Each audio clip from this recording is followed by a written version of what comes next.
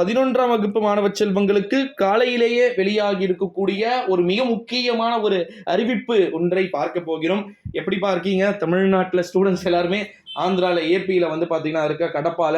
So இன்னைக்கு ஆஃப்டர்நூனே வந்து பார்த்தீங்கன்னா சென்னை எக்ஸ்பிரஸ் ஏறி நம்ம ஊருக்கு வந்துடுவேன். ஸோ நாளைக்கு காலையில் வந்து பார்த்தீங்கன்னா சிறப்பு நேரலைகள் என்பது தொடரப்போகிறது. இங்கே ஏபிலாம் வந்து பயங்கரமான எலெக்ஷன், இன்னைக்கு எலெக்ஷன் டே. ஸோ ஓட்டு போட்டுட்டு இருக்காங்க. இன்னைக்கு நைட்டு உங்களுக்கு லைவ் வேணுமா அப்படின்றத சொல்லுங்க. இல்லை நாளைக்கு மார்னிங் கம்பல்சரி 3 hours லைவ் இருக்கு. எல்லாருமே பரீட்சை எழுதின டென்ஷன்ல இருப்பீங்க. எவ்வளோ மார்க் வரப்போகுது, இருக்கிறதுலே பயப்படாமல் இருக்க போற ஒரே செட்டு நீங்க தான். நாளைக்கு பாருங்க, உங்களுடைய ரிசல்ட்ஸ் மட்டுமே இம்பார்ட்டன்ஸ் கொடுக்க மாட்டாங்க பாருங்களேன். ஏனோ தானோன்னு வெளியிடும். ஏன்னா வந்து உங்களுக்கு நீங்க எழுதின எக்ஸாம் பாஸ் ஆனாலும் சரி, ஃபெயில் ஆனாலும் சரி, 100% நீங்க அடுத்தது போக போறீங்க. அந்த ஒரே ஒரு கான்செப்ட் தான்.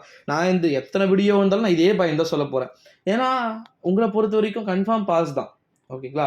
Definitely pass. நீங்க எக்ஸாம்ல ஒரே ஒரு பிளாங்கா அப்படியே எழுதுனதை சும்மா தூங்கிட்டே வந்து கொடுத்துருந்தாலும் நீங்க என்ன பண்ண போறீங்க? அடுத்து 12th தான் போக போறீங்க.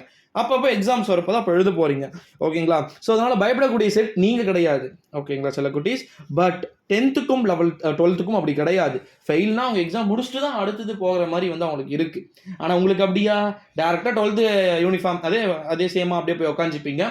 அவங்களுக்கான 12th லெசன்ஸ்லாம் வந்து போகும். அப்பப்போ எப்போ எக்ஸாம்ஸ் இருக்கோ அப்போ வந்து எழுதுகிற மாதிரி வந்து பார்த்தீங்கன்னா இருக்கும். ஸோ ரிசல்ட்டுடைய உச்சகட்ட பதற்றத்துல அனைத்து விதமான மாணவ செல்வங்களும் இருக்கிறீர்கள் என்பது நன்றாக தெரிந்திருக்கிறது. உச்சகட்ட பதற்றம். ஏன்னா ரிசல்ட் வந்து பாத்தீங்கன்னா தமிழ்நாட்டில் 11ஆம் வகுப்பு மாணவ செல்வங்களுக்கு எப்போ வந்து ரிலீஸ் ஆகுதுன்னா நாளைக்கு காலையில சரியாக ஷார்ப்பாக வந்து பார்த்தீங்கன்னா 9:30 மணிக்கு தேர்வு முடிவுகளை அன்பில் மகேஷ் வெளியிடுவார் என்று எதிர்பார்க்கப்படுவதாக தகவல்கள் அப்படின்றது வெளியாகி இருக்கிறது. நண்பர்களே நல்லா புரிஞ்சுக்கோங்க. 9:30 மணிக்கு ரிசல்ட்ஸ் எப்படி பார்க்கறதுன்னு சொல்லிட்டு உங்களுக்கு டவுட் இருந்துச்சுன்னா அதுக்கு தனியாக செப்பரேட்டாக வீடியோ அப்லோட் பண்ணுறேன். Don't worry. ஓகேங்களா? நான் சித்தூர் அங்கே ஸ்டேஷனில் வந்து நிற்பேன். அங்கே சித்தூர் இல்லை பக்காலாவில் வந்து ட்ரெயின் நிற்கும். கண்டிப்பாக வந்து நான் அப்டேட் பண்ணுறேன். ஓகேங்களா? Don't worry.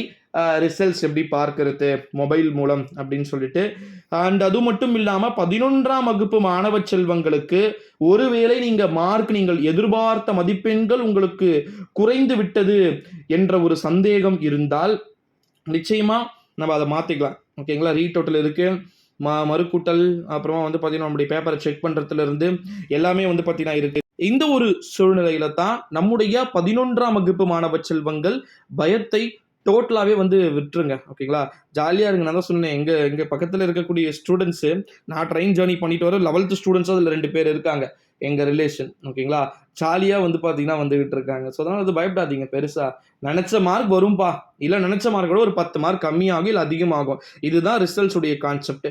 எதிர்பார்க்காத அளவுக்கு 60-70 மார்க்லாம் கம்மியாச்சுன்னா நீங்கள் ஏதோ மிஸ்டேக் பண்ணியிருக்கீங்க அப்படின்னு தான் வந்து அர்த்தம்.